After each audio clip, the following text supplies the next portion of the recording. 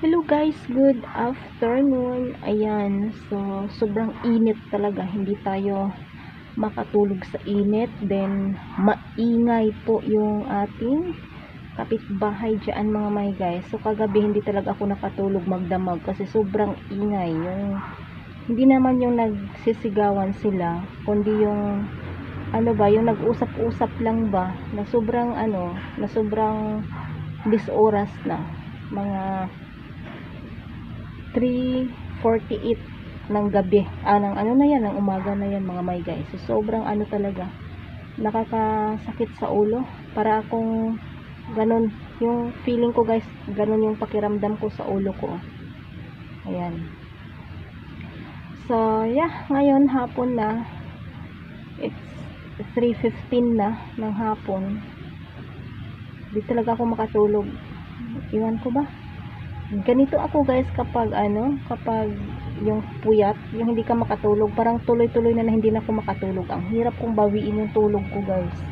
Yun ang aking problema ngayon. Yung aking mga mata, tingnan nyo guys. Parang yung aking mga mata, yung ibig sabihin niya is matulog ka muna. Yun ang ibig sabihin, or kulang sa tulog talaga.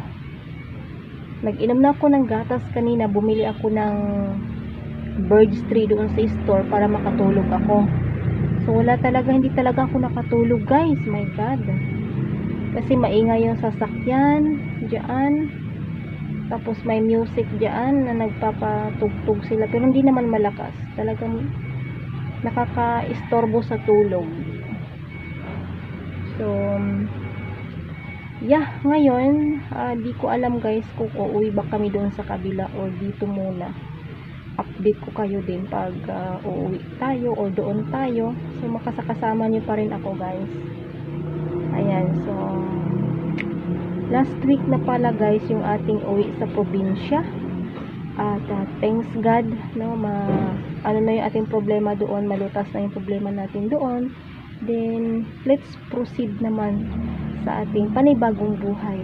Ayan. So yun ang gusto ko sa buhay ko guys. Ayaw ko yung may problema talaga, kasi nakakapayat kapag may problema. 'Di ba? Nakakapayat po talaga guys kapag may problema ka. So ayan guys, wala akong maya-maya pa ako maglinis diyan sa labas guys. So magbunot muna tayo ng kilay natin kasi na yung ating kilay. Tumubo na, kaya bunutan ko muna.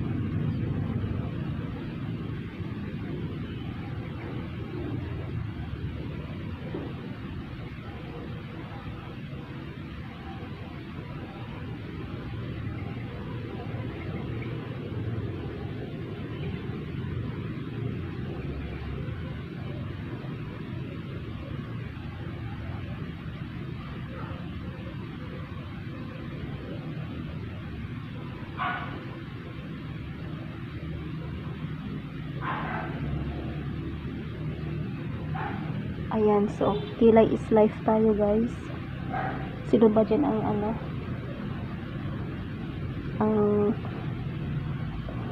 may magandang kilay? Ayan, so kahit hindi na ako naglalagay ng guys, ng eyeliner or ng mga dyan, so okay naman yung kilay ko, maitim naman yan, talagang ganyan yung kilay ko.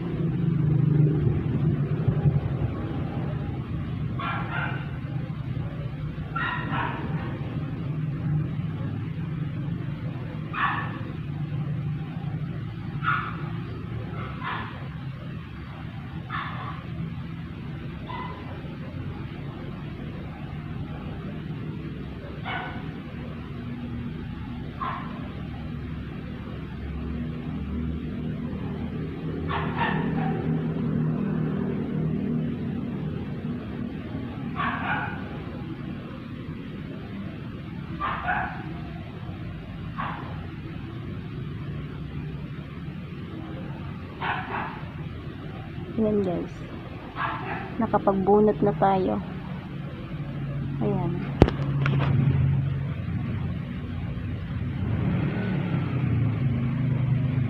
Ayan no, okay na yung ating kilay. Ayan. Pantay man.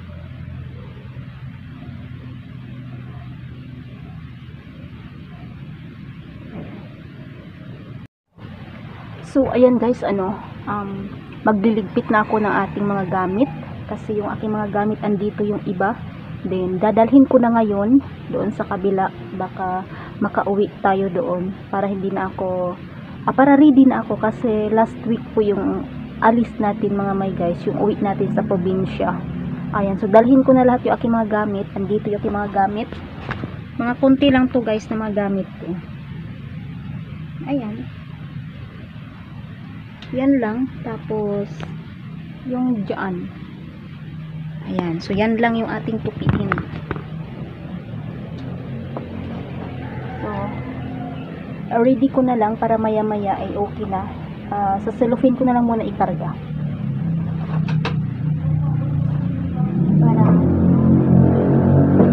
Para wala tayong makaligtaan. Kasi mahirap na. Pag may ako guys, iba ako. Kahit napaka luma na yung gamit ko, kapag gamit ko yan, talagang iniingatan ko yan, hindi ko yan pwedeng kaligtaan. Kahit butas na yung gamit ko, yung damit ko, talagang iuuwi at iuuwi ko pa rin yan mga may guys. Mainit, sobra init. So, useless lang naman, hindi naman tayo nakatulog. So, iligpit ko na lang ito. I-prepare ko na lang ito ating mga gamit. Ayan. Yung aking mga sleeveless pang tulog.